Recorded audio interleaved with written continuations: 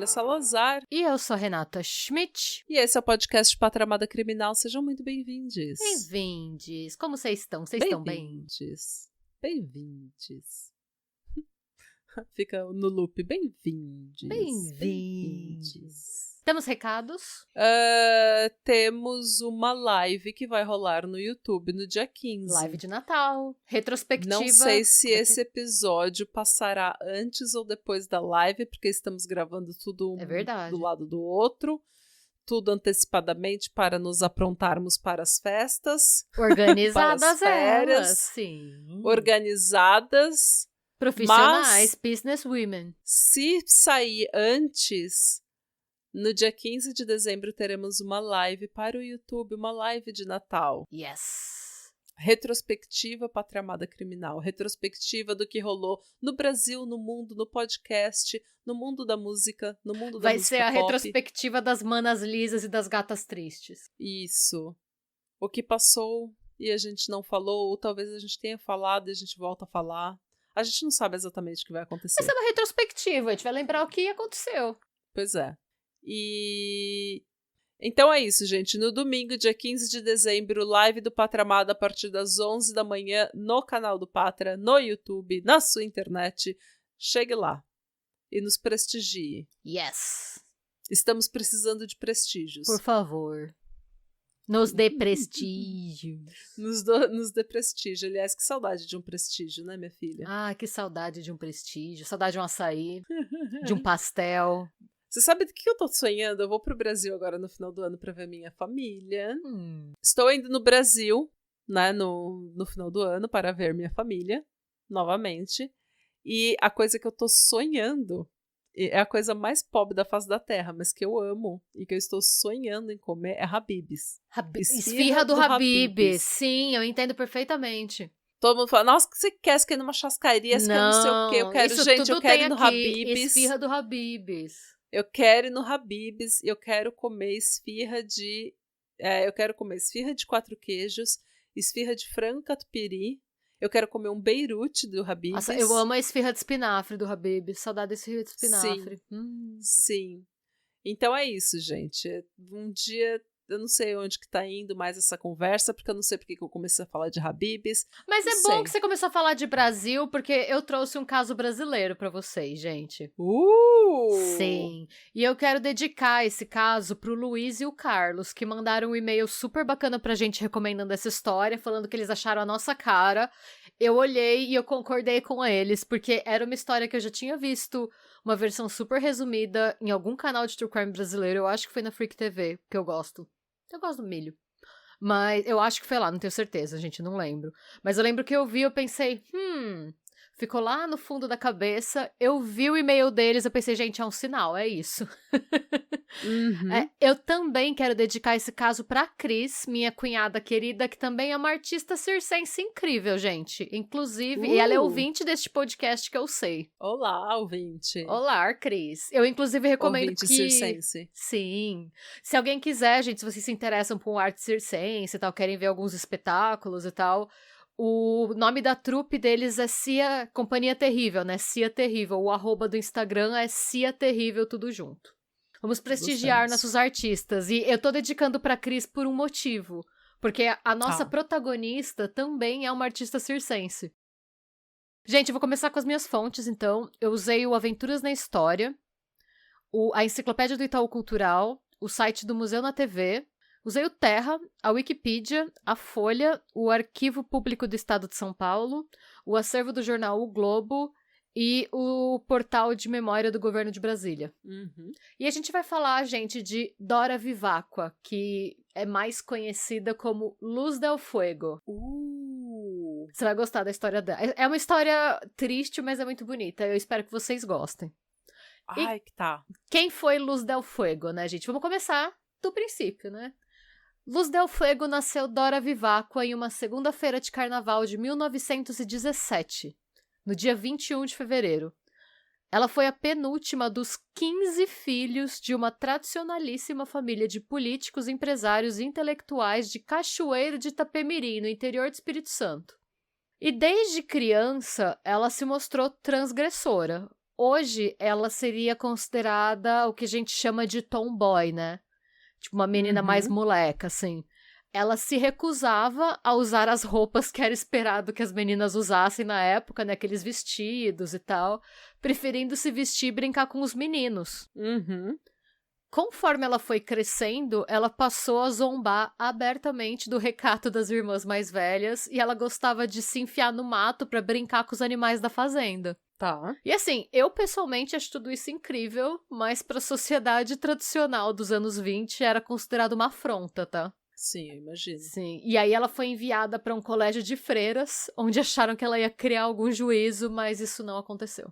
Nem o juízo foi criado. Nunca dá certo esse negócio de vou levar pro colégio militar pra criar juízo, vou levar pra colégio de freira pra criar juízo. Sempre o que acontece é que a criança fica mais revoltada porque ela tá num sistema que é ainda mais rígido do que ela tava antes. E sabe aquela situação de, assim, família muito tradicional, que tem dinheiro, quer manter as aparências e vê o comportamento diferente como um problema e quer tirar de perto? Então, o que eles faziam com ela era meio que assim, joga o problema para outro parente. Porque o que aconteceu? Nos anos 30, quando ela completou 13 anos, ela foi enviada para morar com a irmã em outra cidade. O intuito dessa mudança era encontrar um bom partido para ela que não conhecesse a reputação dela de criança estranha. Infelizmente, assim que ela chegou na nova casa, ela passou a ser sistematicamente assediada pelo cunhado. Puta que pariu. Um homem chamado Carlos. E por ser uma criança e estar vulnerável, ela acabou cedendo. A gente não sabe direito, gente. Porque assim, é uma questão. Falar sobre. Eu pessoalmente, tá? Não acredito em consentimento em menores de idade. Eu também não. Ainda mais com um homem adulto. Mas é uma coisa assim, pela mentalidade da época, eu tô citando literalmente o que a fonte disse, tá? Isso é o Aventuras na História que falou, acabou cedendo. Eu tô tirando aspas deles, porque eu não entendi muito bem se ela também, tipo, adolescente, né, aqueles hormônios, se ela meio que não correspondia, mas mesmo que fosse o caso, seria errado, entendeu?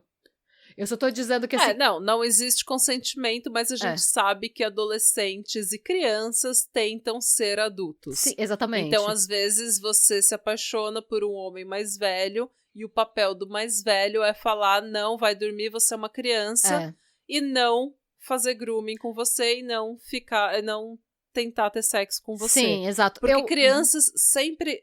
a responsabilidade sempre é do adulto. Crianças sempre vão falar que elas são mais maduras pra tentar participar do nosso mundo. Sim. Então é nossa responsabilidade falar não. Sim, mas assim, o que eu tô querendo dizer é só que assim, eu não sei se ela meio que pra se vingar da família também, porque ela era bem afrontosa, pra se vingar da irmã que devia encher o saco dela pra ela arranjar alguém. E de repente ela tinha uma paixonite pelo cunhado. Eu só quero deixar claro que eu não sei se não foi tipo uma paixonite correspondida ou se foi um abuso, pode ter sido um abuso mesmo, não sei, porque o que diz nas fontes é que ela cedeu, tipo, como se ela fosse, meio que ele conquistou ela, ele fez um grooming mesmo. Então, assim, o que eu quero dizer é que talvez na cabeça dela, porque ela lançou uma biografia depois falando dessas coisas, então talvez na cabeça dela fosse consensual, sabe? Às vezes na cabeça dela fosse uma situação meio... Eu sei também que os 13 anos daquela época não são os 13 anos de hoje, né? Que naquela época a galera casava muito cedo. Eu sei que a sociedade naquela época era diferente, mas ainda assim ela era irmã caçula, tava sozinha, tava vulnerável numa cidade nova, ela tinha 13 anos. Então, assim, qualquer que seja o contexto, o que o cunhado fez foi uma filha da putagem. Pra dizer o mínimo, tá? Eu tô sendo generosa. Os dois acabaram sendo flagrados pela irmã da Dora, a esposa, né? E o Carlos disse que a culpa era da Dora, que seduziu ele com seus encantos de menina de 13 anos, tá? Claro. Então, assim, surpreendendo, né, um total de 0 pessoas, ao mesmo tempo em que se exigia que as meninas de 13 anos se comportassem como mulheres adultas, a sociedade da época também considerava anormal que mulheres tivessem interesse por sexo. E o fato dela ter sido abusada, né, que foi um abuso, querendo ou não, ela não podia consentir, e culpada por esse abuso, somada à recusa dela de se comportar como uma mulher tradicional, fizeram com que a Dora acabasse recebendo um diagnóstico de esquizofrenia, que ela não tinha. Porque ela gostava de sexo. Gente. Onde já se viu uma mulher gostar de sexo? E por conta disso, ela foi trancada por 2 meses no Hospital Psiquiátrico Raul Soares, em Belo Horizonte. Foi nesse momento, aos 13 anos, que ela foi declarada oficialmente insana. E, infelizmente, gente, como a Nath, inclusive, falou muito bem no episódio 14 do podcast sobre o Hospital Colônia de Barbacena, era muito comum que mulheres que fossem consideradas um problema para a suposta honra da família tradicional brasileira fossem enviadas para esse tipo de estabelecimento. E a gente sabe muito bem quais eram as condições, o que acontecia nesse tipo de lugar, né? Mais abuso, mais estupro, mais assédio sexual, mais abuso espiritual e mental. Infelizmente, essa reputação de louca viria acompanhar a Dora pelo resto da vida dela. E sobre isso eu peguei uma fala da Shuma Schumacher, que é a autora do Dicionário Mulheres do Brasil. Ela fala: no pouco que se sabe, ela é tratada como louca da vida, sem pudores. Infelizmente, o que ficou na memória é um pouco do eco do posicionamento daquela época. Luz del Fuego viveu quando as mulheres ainda não eram cidadãs. Nossa, gente. Quando ela teve alta, por conselho do irmão dela, um cara que chamava Aquiles, ela foi passar um tempo na fazenda do Arquial, que era um irmão 14 anos mais velho que ela. E lá, ela foi... O nome dele é Arquial? Arquial. Eu não sei se fala Arquial ou Archial, porque escreve A-R-C-H-I-A-U. Eu acho que é Arquial, né? Porque Aquiles eles também escreveram com CH. Eu acho que é de antes do QU, né? Teve uma época que não tinha QU na língua brasileira, não tinha? Ou que tinha uma trema? Eu não lembro. Não sei. É que eu nunca ouvi o nome Arquial. Enfim, lá...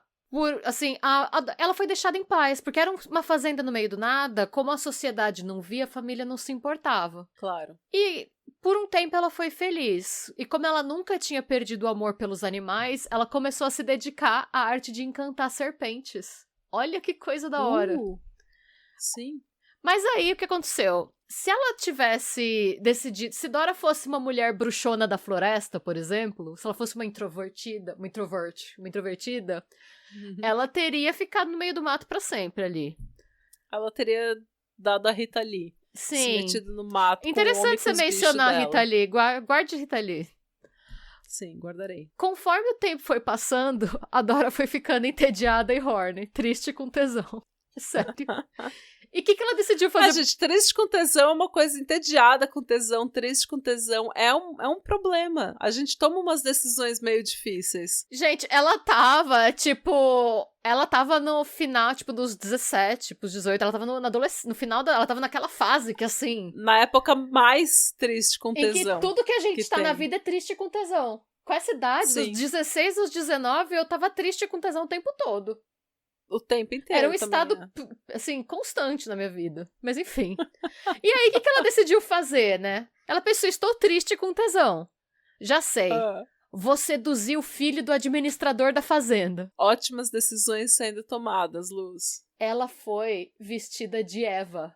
Só com 3 folhas de parreira na pepeca e as cobras enroladas como braceletes nas peitas. Gente. Sabe a Britney? Sim, eu não sei o que pensar. Não a sei gente o que não sentir. Pera, eu preciso de um minuto.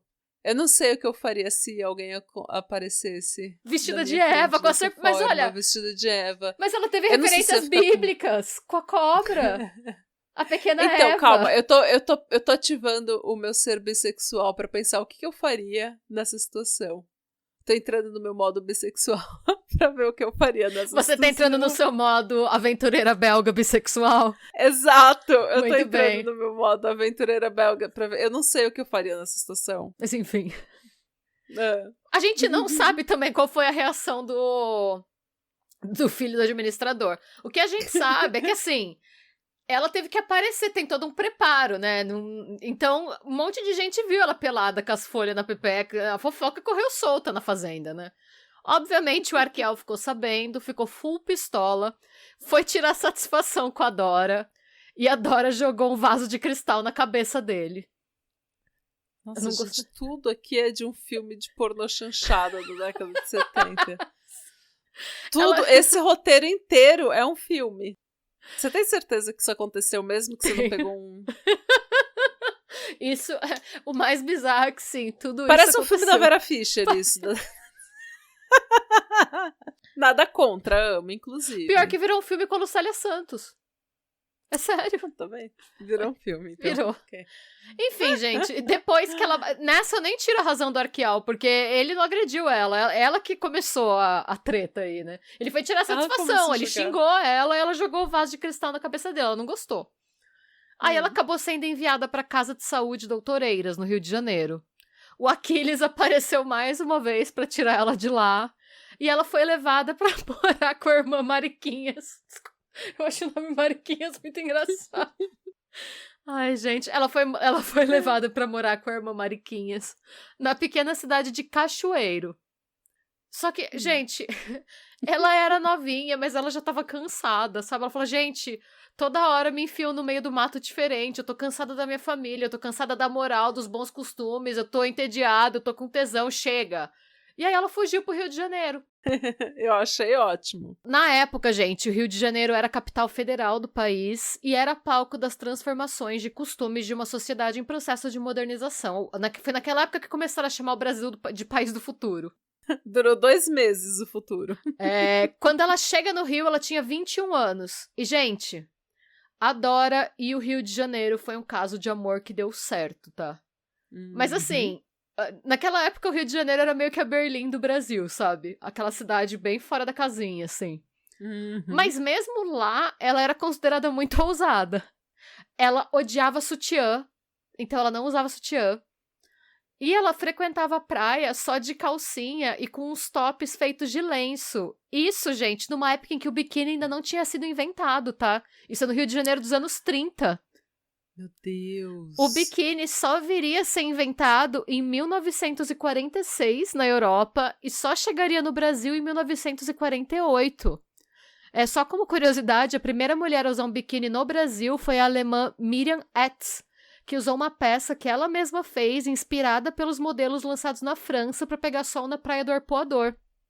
E ela fez o maior sucesso com aquela peça, né? Eles chamavam de o menor maiô do mundo. E causou o maior escândalo, tá, gente? Tanto que poucos anos mais tarde, na década de 60, o biquíni viria a ser banido das praias do país pelo Jânio Quadros, tá? Que considerava os biquínis imorais. A polícia ia pra praia mandar as mulheres se vestir. Porque não há problemas no mundo, né? Não, você não. precisa O problema... usar o dinheiro do contribuinte pra mandar fiscalizar uma polícia, as peitas das mulheres. Fiscalizar as peitas e a bunda da mulher. Mas sabe que na Itália era assim também, né? Tem uma foto mó famosa que é do policial com a fita métrica falando que o biquíni da mulher... Então, mas é porque também a Itália também é um país sem problemas, entendeu? Não há corrupção na Itália, não há máfia na Itália, não há Giorgia crime Meloni, organizado. uma pessoa incrível, Não, então, não há problemas na Itália também. Pois é. Normalmente é o país com o menor número de problemas que causa essas É só país que não tem problema. Moral e bom costume, assim, né? Na Noruega, você vê aqui, ó, como a gente tem muitos problemas, a gente vê o povo pelado no jornal. Tá nem aí. Mas enfim. Mas, gente, voltando pra nossa protagonista, né? Chegando no Rio, a Dora logo acionou os contatinhos e retomou um lance com um homem chamado José Mariano. José Mariano é um nome imponente. É um nome, né? É um nome de herdeiro. E assim, eu peguei esse nome na matéria do Aventuras na História também. E eles não mencionam o sobrenome dele. Eu acho que de propósito, pra evitar desconforto com gente rica. Porque essa matéria fala que ele era filho de um arquiteto famoso de mesmo nome. E aí, como eu sou curiosa, eu pesquisei arquitetos com esse nome que moravam no Rio de Janeiro e eu encontrei o José Mariano Filho, que era um arquiteto famoso, que era filho do José Mariano Carneiro da Cunha, que foi um político, abolicionista, jornalista, bacharel em Direito, deputado federal e vereador de Recife. Gente rica. Esse José Mariano Filho também teve um filho José Mariano. Tem 3 José Mariano. Então, assim, eu imagino que... José Mariano Neto. Então, eu imagino que o amante dela fosse o neto, mas também poderia ser o filho. Só quero deixar claro que tem 3 José Mariano, a gente não sabe qual deles, mas a maior chance é que fosse o José Mariano Neto. Pelas idades, o terceiro José Mariano. Isso, eu mais quero novo. muito comprar um cachorro e nomear ele de José Mariano. Eu achei um nome imponente. Bom nome. Enfim, esse José Mariano em questão, ele era considerado um playboy dos anos 30, tá? Com apetite por aventura e experiências inusitadas. Então, por algum tempo, ele e a Dora foram perfeitos um pro outro. Claro. Mas, com a convivência, ele acabou se mostrando o homem de menos pra ela. Porque em determinado momento, a Dora se interessou por aviação. Ela foi uma das primeiras mulheres brasileiras a receber um brevet pra pilotar aviões. E aí ela decidiu que ela queria ser paraquedista. Mas o José Mariano proibiu. Ele falou que era muito perigoso. Ai, Mariana. E aí, o que ela falou? Ela falou, vamos chegar no meio termo. Então, já que eu não vou ser... Porque ela queria ter uma profissão. Ela falou, se eu não vou ser paraquedista, eu vou estudar dança e eu vou começar a me apresentar em circos. Ok, mais seguro. Ao receber essa notícia, ele a agrediu e o relacionamento acabou. Pois é. Filho da puta, eu tava torcendo pelo José Mariano. Não, ele era um bosta. Pau no cu dele. Então. Pau no cu dele. Dele, do pai dele e do avô. Família inteira, foda-se. Eles eu não sei. Às vezes a gente não sabe qual José Mariano tinha o caso com ela, né? Era um deles. Vai saber. Então, por isso que eu já tô mandando todo mundo a bosta tá mesmo. Certa. Que isso. daí já garante todas as isso possibilidades. E, gente, o que aconteceu? Ele falou não, bateu nela, falou, então foda-se você, e foi seguir a vida dela, tá? Ela, vou ser bailarina. Yes! A princípio, ela tentou emplacar espetáculos só de dança, mas ela percebeu que ela era uma bailarina medíocre no máximo, e que com esse número, ela não conseguiria bons trabalhos. Assim, ela teve a ideia de reunir duas de suas paixões e passou a desenvolver espetáculos sensuais com serpentes nos braços. Gente... A apresentação icônica que a Britney fez no VMA de 2001. A Dora Vivacqua trouxe isso para os palcos brasileiros pela primeira vez em 1944, tá? Foi quando ela se apresentou como atração da noite do Circo Pavilhão Azul como a única, a exótica, a mais sexy e corajosa bailarina das Américas. Luz divina e duas serpentes incríveis. A Dora fazia suas danças na companhia de suas duas jiboias treinadas, que era o casal Cornélio e Castorina. Ai, gente, eu amo tanto essa mulher. Até os pets Gente, eu fiquei apaixonada perfeito. por ela. Por isso, eu quero agradecer demais o Luiz e o Carlos por terem recomendado esse caso, porque realmente tem tudo a ver, assim. Eu fiquei encantada com essa mulher. E detalhe, pela primeira vez na história do entretenimento brasileiro, ela escolheu se apresentar completamente nua. Chiquérrima. Foi presa logo depois da estreia. Ainda mais chique. E precisou pagar uma multa na delegacia por atentar contra a moral e os bons costumes. Essa é uma multa que eu pagaria assim, ó. Sim. Gente, começou aí uma carreira artística marcada por polêmicas que, assim, mudaram o Brasil, tá? Ela foi expulsa de um baile de carnaval no Teatro Municipal ao aparecer fantasiada de noivinha pistoleira com um revólver de verdade e a disparar tiros pro alto no teatro. Gente! Quando ela viajou com o circo pra São Paulo, ela parou o viaduto do chá, porque quando o circo chega tem um desfile de apresentação, né? Dos números, e ela decidiu se apresentar vestida de Iemanjá, com os cabelos de cima e de baixo tingidos de verde esmeralda e as cobras. Ela se apresentou completamente pelada, ela só tinha o cabelo, os pelos pubianos, as cobras e um sonho. Os cabelos, os cabelos, os pelos pubianos, as cobras e um sonho. Achei o nome do episódio. Sim. E aos poucos, gente, ela foi construindo uma reputação de artista ousada e pra frentex, né? E por conta disso, ela achou que o nome Luz Divina não era muito apropriado pra ela. Até que... E ela ficou, assim, nisso, fazendo um monte de apresentações icônicas e polêmicas por 3 anos. Até que em 1947, por sugestão de um colega de espetáculo, Palhaço Cascudo, ela decidiu trocar o nome. Engraçado, né? O Palhaço Cascudo que deu essa dica de estilo pra ela. Aí ela decidiu trocar o nome pra Luz del Fuego, porque era uma marca de batom argentino. E na época, tudo que vinha da Argentina era considerado chique europeu. E, gente, olha, Luz del Fuego pra a dançarina nua do circo. Assim, o nome caiu como uma luva pra ela. Claro. E os Gente, ela foi a nossa primeira Lady Gaga. Sim, ela era polêmica, ela sim. era performer. E, gente, os espetáculos dela faziam tanto sucesso que em pouco tempo ela ganhou a reputação de artista que salvava circo da falência. Anunciá-la no picadeiro era sinônimo de casa lotada. Fiquei até arrepiada. E não demorou para que a sua trajetória levasse ela para os palcos dos teatros. No final da década de 40, ela foi convidada pelos donos do Folies, que era um pequeno teatro em Copacabana, para criar e apresentar seu primeiro espetáculo solo.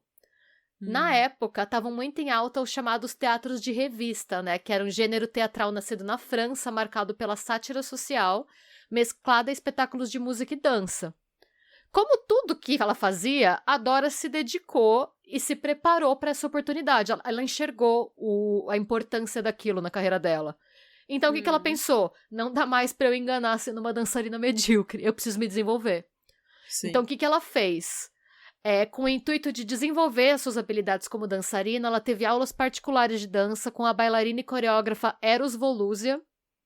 E foi a Eros, que ela é uma bailarina bem famosa no Brasil, e foi a Eros que mostrou pra ela, pra Dora, como incorporar elementos de ritmos brasileiros, como frevo, maracatu e machixe nos seus números. E, gente, pode parecer que é uma coisa meio óbvia, mas vamos lembrar que a gente tá falando do Brasil dos anos 40, em que tudo era copiado da Europa, principalmente da França. Sim. E ela também acrescentou referências dos povos originários e afro-brasileiros em suas coreografias. O intuito dela era subverter a europeização que dominava os espetáculos de elite da época. E, gente, nos anos 40, ela teve essa ideia. É uma coisa que as influencers estão fazendo hoje. Com cosmético, com coisa. Olha isso. E nasceu assim, depois de muita preparação, o espetáculo Mulher de Todo Mundo, que fez tanto sucesso que foi notícia em jornais do Brasil inteiro. Foi só aí que a família dela descobriu onde ela estava, o que ela fazia e o quão famosa ela era. E de repente ela passou de filha problemática para a pessoa mais famosa da família. Para horror dos irmãos dela, especialmente um irmão chamado Atílio Viváqua, que era um senador conservador que considerava a expressão artística da Dora uma afronta direta à sua pessoa, porque sempre tem um, né? Não é nada contra a sua pessoa, eu não tava nem pensando não na é sua sobre pessoa. você, Atílio, é isso, não é sobre você. Atílio, você e a sua pessoa podem se retirar. Ninguém pediu sua opinião, ninguém te chamou aqui. Enfim. Logo, gente, A Luz Del Fuego virou a sensação do teatro de revista e uma das vedetes mais famosas da época dela. E assim que ela encerrou essa temporada no Folies, ela saiu em turnê pelo Brasil e depois para os Estados Unidos e Europa, onde ela chocou e encantou o mundo. E com base nas experiências que ela teve nesses lugares, vamos lembrar que ela foi para a Europa do pós-guerra, né? Tinha acabado de... A Segunda Guerra Mundial tinha acabado, tinham 2 anos. 2 ou 3 anos, porque essas turnês eram longas, né? E com base nas experiências e nas pessoas que ela conheceu nesses lugares, ela lançou, em 1947 mesmo, o livro Trágico Blackout, que é uma obra de ficção sobre uma profissional do sexo que decide mudar de vida ao se apaixonar em meio à Segunda Guerra Mundial. Gente, além de tudo, ela ainda escrevia. Gente, ela tinha o dom das os palavras. Peitos e o cérebro, ela era tudo. Pacote completo. E por ser o pacote completo, né, ela logo conquistou um espaço também entre os círculos intelectuais da época.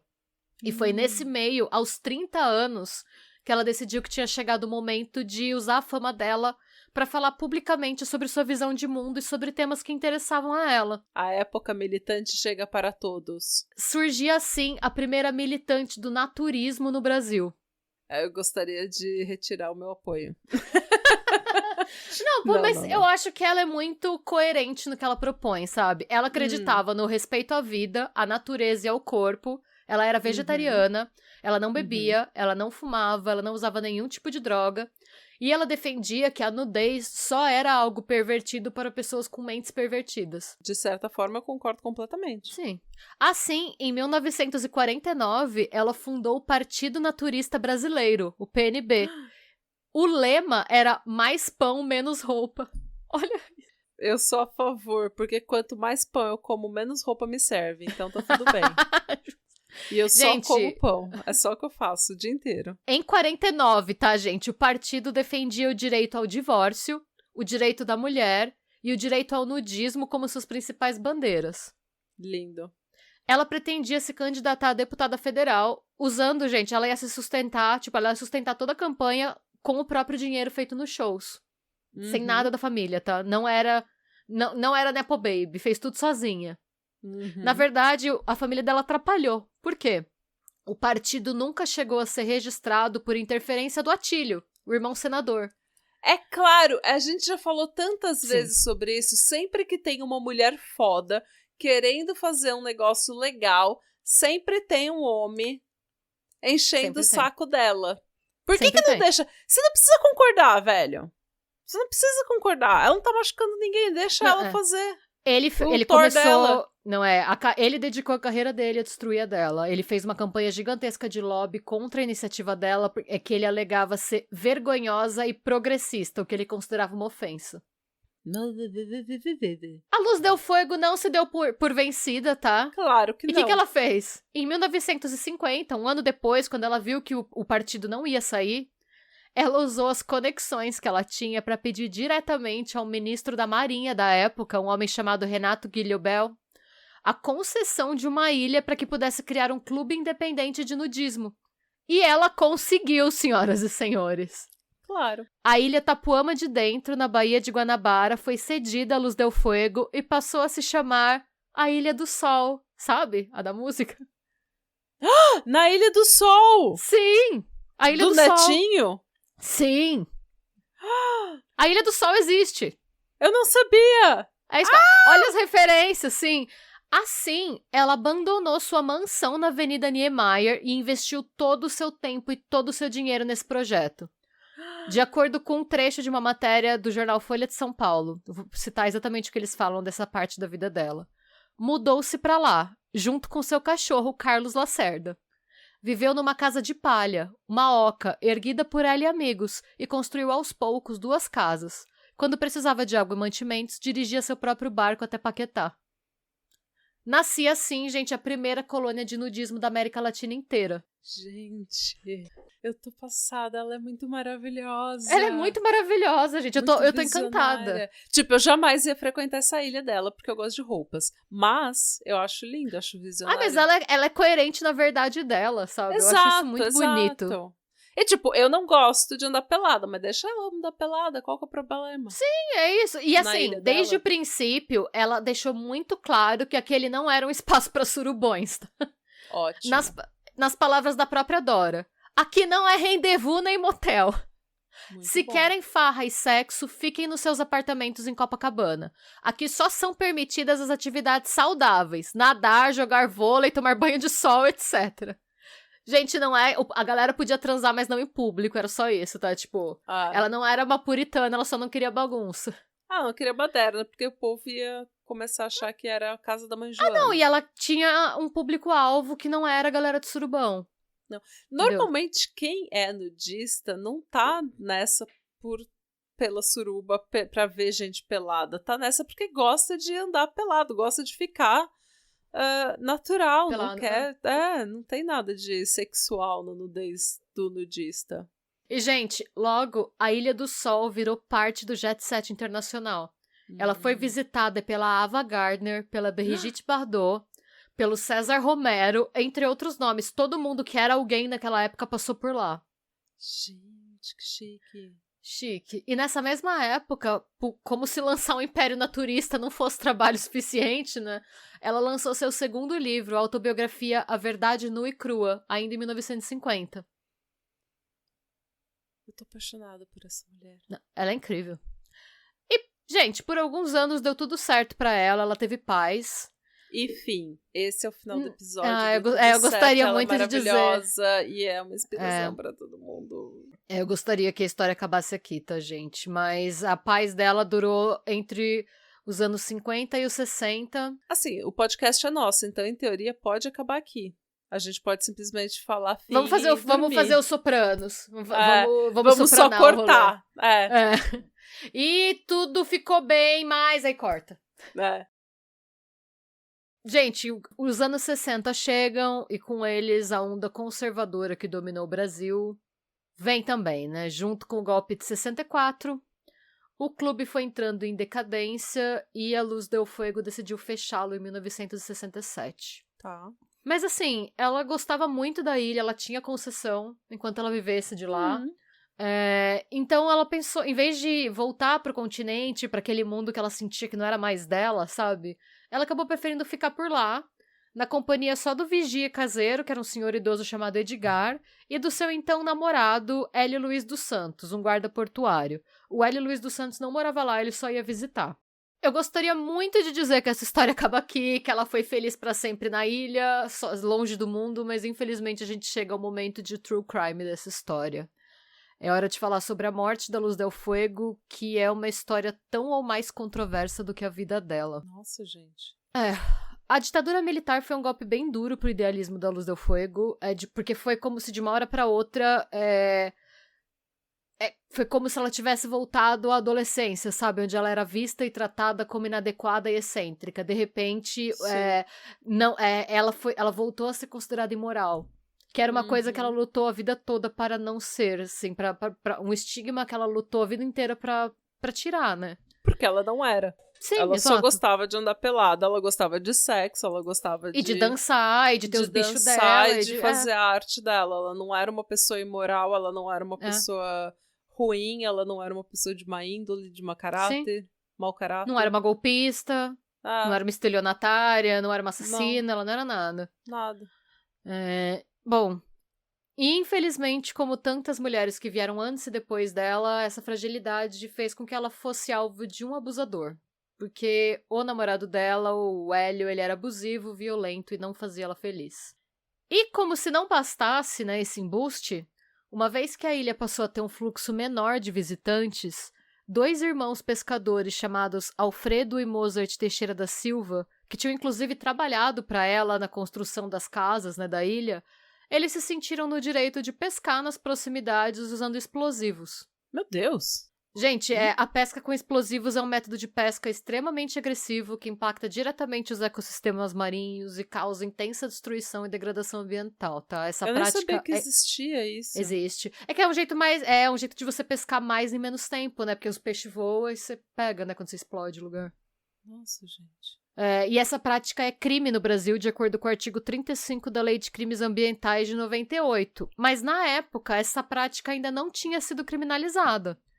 Ainda assim, como qualquer amante da natureza e uma pessoa estudada que ela era, ela ficou totalmente pistola ao ver que isso estava acontecendo. Claro. E muito embora ela não pudesse fazer nada para impedi-los de pescar dessa forma na época, porque ainda não era crime, ela podia denunciá-los por invadirem sua propriedade, porque ela tinha a concessão da marinha e eles não. E assim, ela fez várias reclamações, mas infelizmente tudo isso aconteceu em 67, vocês sabem o que estava acontecendo no Brasil nessa época. E pro governo militar, a Luz del Fuego era só uma mulher excêntrica que ia contra a tal moral e os bons costumes de que todo mundo fala, e que no fundo nada mais é do que fingir ser uma pessoa casta e fazer um monte de merda escondido. Militei. Pronto. Isso. Então assim, militou certo. É isso. Em suma, as denúncias dela foram totalmente ignoradas e não demorou para que o Alfredo e o Mozart percebessem que ela estava praticamente sozinha e indefesa em uma ilha deserta. E segundo os rumores que pipocavam pelo Rio de Janeiro, ela tinha sido muito famosa e extremamente rica, dada sua origem abastada. Para esses dois, ela era uma mulher vulgar e muito rica e tinham rumores de que eles já tinham cometido furtos na propriedade, na ilha, né, quando trabalharam para ela, tá? Vocês podem imaginar o que aconteceu a seguir, né? No dia 19 de julho de 67, o Alfredo e o Mozart desembarcaram na Ilha do Sol e foram recebidos pela Luz del Fuego segurando um revólver com os cães de guarda tiracolo. Eles disseram para ela, supostamente, né, que o barco dela estava sendo roubado e se ofereceram para ajudá-la a recuperá-lo. Ao não ver o barco em lugar algum e sabendo que aquela seria sua única forma de chegar à terra firme, ela aceitou. Em determinado momento do percurso, ela tomou uma pancada na cabeça, foi amarrada com uma pedra, aberta a faca como um peixe e jogada ao mar. Eles então voltaram à Ilha do Sol e fizeram a mesma coisa com Edgar. Um crime tão mesquinho e cruel como os homens que o cometeram. Essa é a versão deles do que aconteceu, tá? A gente vai falar disso um pouco mais pra frente. Gente, o sumiço da Luz del Fuego foi rapidamente noticiado nos principais jornais do Rio de Janeiro. Houve, inclusive, quem a acusasse de dar um golpe publicitário, o que foi prontamente descartado pela polícia. A princípio, o Hélio Luiz dos Santos era o principal suspeito e ele chegou a ser preso preventivamente e interrogado. Segundo uma matéria publicada em 26 de julho de 67 pelo jornal Correio da Manhã, ele tinha surrado a Luz del Fuego 15 dias antes do desaparecimento dela. E teria telefonado para ela pedindo um encontro em Paquetá na véspera do sumiço. Então, a princípio, para a polícia, o encontro teria acontecido e ela não teria voltado para casa. Os corpos da Luz del Fuego e do Edgar só foram encontrados 2 semanas depois do crime, a 400 metros da ilha, amarrados a pedras, submersos na Baía de Guanabara. O Globo noticiou o crime em 1º de agosto de 67. E a notícia da morte dela se alastrou feito fogo pelo país. Por quê? Porque ela era uma das poucas pessoas com trânsito livre entre intelectuais, políticos, militares e celebridades em geral, gente. A morte dela teve um impacto muito similar à morte do PC Farias nos anos 90, em termos de especulação. Uhum. Eu não sei se vocês lembram, eu era criança, mas eu lembro, assim, que... Nossa, eu lembro que eu fiquei até meio traumatizada, porque... TV dos anos 90, né, gente? Tinha a filmagem dos corpos, tipo, na cama. Foi uma coisa horrível, assim. E foi o mesmo impacto. Basicamente, foi a mesma coisa. Porque, assim, parece... É uma história estranha, sabe? A gente vai falar mais estranho. disso. A forma como os corpos foram cortados, similar à maneira que se evisceram peixes, foi suficiente para que os investigadores fizessem a conexão entre o crime e a rixa que a Luz del Fuego tinha com os irmãos. O Mozart e o Alfredo foram presos pouco tempo depois, e um deles confessou.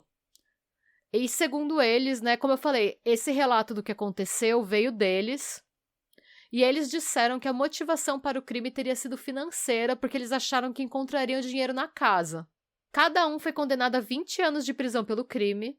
O Mozart foi assassinado dentro da cadeia, e o Alfredo, que chegou a ser solto, foi assassinado em uma emboscada pouco tempo depois de sair da prisão.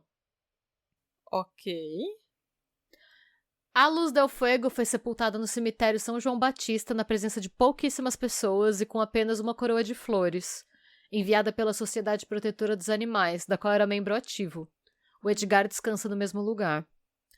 E, gente, existe muita especulação sobre a real causa da morte dela, já que, como tudo referente àquela época, ou quase tudo, pelo menos, né, as informações sobre o caso são muito escassas e a história é toda muito mal explicada. Por quê? É extremamente improvável que a Luz del Fuego tivesse aceitado entrar no barco com eles, quaisquer que fossem as circunstâncias, até porque ela tinha telefone na ilha. Caso o barco tivesse de fato sido roubado, ela podia resolver ligando para um dos infinitos contatos que ela tinha e pedindo ajuda. Então, assim, existem muitas teorias sobre o que realmente aconteceu naquela noite, algumas envolvendo o Hélio Luiz dos Santos, porque a gente sabe que ela, pelo histórico da vida dela, que normalmente ela era surrada, ela apanhava uma vez só. Então, talvez, especula-se que ela tenha terminado com ele e que foi um feminicídio, que ele tenha encomendado o crime. Porque ele frequentava a ilha, ele sabia da rixa dela com eles, ela com certeza reclamou do uso de explosivo.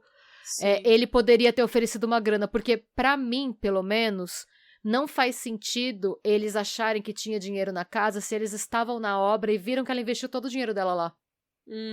Tipo, não tinha nada na casa. Eles falaram depois que foi crime com motivação financeira, mas não tinha uma fortuna. Ou de repente o Hélio fingiu que tinha, falou, não, faz isso aí pra mim. E quando a gente encontrar dinheiro na casa, vocês levam metade. Não tinha nem Só pensado que ele nisso. Sabia. Ele falou que tinha dinheiro, eles fizeram, e daí depois ele ia meter um migué e falar, olha, não tinha dinheiro. Não Tem sabia. gente que diz que foi uma situação meio Marilyn Monroe, sabe? De o que essa mulher sabia, não tinha... De pessoas que alcançaram posições de poder, até porque ela tinha... Até por conta da família dela, ela sabia muita coisa de muito político conservador, né? Vindo de onde ela veio. E do tempo dela de artista, das turnês que ela fez na Europa, que normalmente a gente sabe que político, quando vai aprontar, ainda mais essa galera conservadora, não apronta no próprio país, né? Não. Então, existem várias teorias, gente. Ainda assim, tudo que a gente tem são especulações. A gente não sabe se...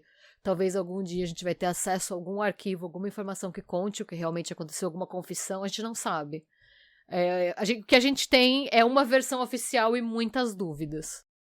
A vida da Luz del Fuego foi transformada em filme em 1982, com a Lucélia Santos no papel principal.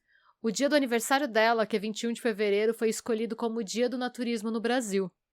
Além disso, ela foi homenageada por ninguém mais, ninguém menos que Rita Lee, com a música Luz del Fuego, que também ganhou uma versão interpretada pela Cássia Eller. Gente, eu ouvi essa música minha infância inteira e eu não sabia que era uma homenagem. Não. Eu também não. Sim. Gente, a Luz del Fuego foi uma verdadeira heroína feminista. Ela foi uma dançarina, adestradora de cobras, escritora, ativista política e ainda assim pouco se fala dela, né? E, de acordo com a historiadora especialista em história das mulheres na Taraj 30, existe um motivo para isso. Ela fala: a memória de Luz del Fuego padece de um silenciamento por questões políticas. Os jornais da época trazem muita notícia sobre ela, mas sua presença era e continua sendo incômoda. Ela tinha um projeto político para a sociedade. Mulheres não são só aparição e performance, têm propostas, são capazes de disputar poder. Luz del Fuego foi um ícone da audácia, coragem e crítica à hipocrisia social. E eu separei também um trecho de um perfil que o jornal O Globo fez sobre o centenário da morte dela em 2017. E ele diz: vedetes foram mulheres à frente de seu tempo, feministas por essência. Mas Luz del Fuego foi além. Em um mundo pós-guerra e moralista, ela desafiou preconceitos, feminista de uma maneira quase intuitiva. E essa é a história da Luz del Fuego, gente. Uma mulher maravilhosa que foi morta de maneira horrível por uma sociedade que não estava preparada para ela. Nossa, eu adorei saber dela. Eu quero agradecer mais uma vez o Luiz e o Carlos por terem me sugerido esse caso, porque esse é exatamente o tipo de história que a gente precisa que seja contado. Muito, muito, muito obrigada. Porque eu não tinha ideia que ela tinha existido. Não. Como é que pode uma pessoa dessa existir no Brasil e a gente não saber?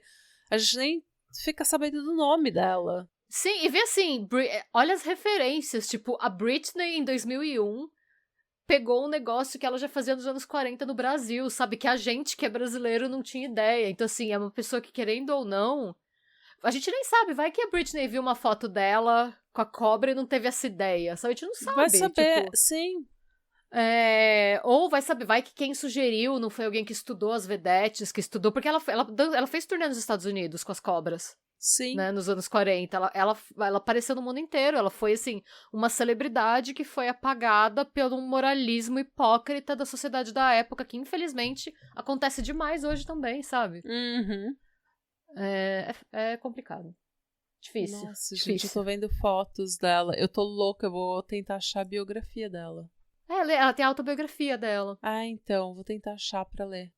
Nossa, eu adorei. Muito obrigada por esse episódio. Imagina. E Espero é que uma vocês tenham bosta. gostado, gente. Eu amei. É uma bosta que acabou do jeito que acabou. Porque não devia acontecer nunca esse tipo de coisa, mas... Ela tinha 50 anos, ela era muito nova. Nossa, ela era muito nova. Mas pelo menos ela viveu do jeito que ela quis viver, né? Ela fez as próprias regras da vida dela, né? Sim.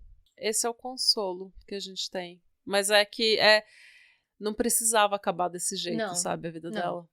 Não, é uma história tristíssima. É uma história com um final tristíssimo, na verdade. Foi uma vida muito bonita que teve um final muito triste. E muito desnecessário, simplesmente porque ela foi morta por tudo aquilo que ela detestava, que era ganância, arrogância. Tem até quem acha que foi o irmão dela que mandou matar. Não duvido. Tem teorias, né? Cara tem chato, teorias, gente. Tô falando teorias. Não vem aparecer parente aqui querendo processar a gente. Teorias. Supostamente dizem que pode ter sido o irmão dela. Então tem um monte de teoria mesmo. Então ninguém sabe. Realmente ninguém sabe. E também os José Mariano aí, ter filho, neto, bisneto. Já falei que eu não sei qual foi. Não sei quem foi. Mandei tomar no cu, mandei tomar geral, não especifiquei qual, tá? Então não venha processar ninguém aqui. Deixei bem claro que não sei qual deles. Eu falei que existem esses 3 que acredito que sejam deles, é isso. Talvez seja, talvez nem seja nenhum deles. Não nos venham com churumelas. Por via das dúvidas, se você é chamado de José Mariano, pau no seu cu. Desculpa se você é um José Mariano que não tem nada a ver com essa treta. O José Mariano sentado lá no interior do Piauí. Porra, velho, o que eu fiz? Vai se fuder vocês também, né? Vai se fuder vocês também, Mas vocês, mina. Nem te conheço. Não fiz nada. Nem conheço os malucos, isso que é foda. Isso que é foda. Vai atrás das pipoca aí e já era. E atrás de quem? E aonde? Você nem quem é. fica a dica de fantasia de carnaval. Gente, Luz Del Fuego, tu vai de Iemanjá, ou de Eva, ou de noivinha pistoleira, mas com armas de mentira. Mas a noivinha pistoleira é uma fantasia engraçada, porque você noivinha é uma noiva cowboy. Noivinha pistoleira legal, mas eu gostaria muito de Iemanjá com os pelos pubianos esmeraldas. Mas então é isso, muito obrigada por esse episódio, muito obrigada pela indicação, meninos. E a gente ama vocês. Boa semana, espero que vocês tenham gostado. Tchau. Tchau. Ha det bra.